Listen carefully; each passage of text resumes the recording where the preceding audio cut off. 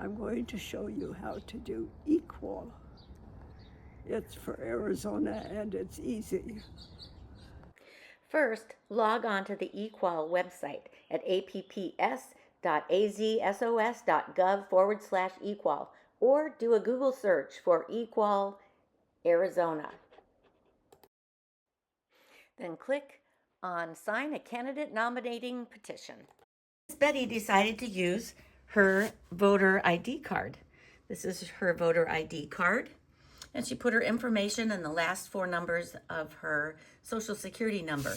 If you don't want to do that, you can do your driver's license number there. Do is ask you to confirm your address. Do you still live there, Mom?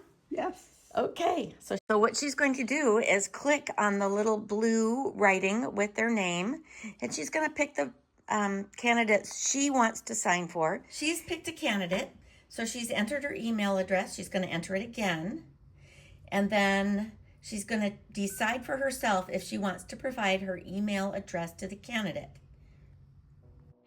If the petition says partisan, you're only allowed to choose and sign for candidates in the party you're registered for.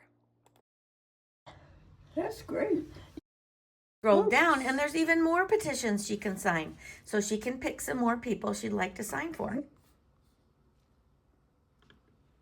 Because the status says signed.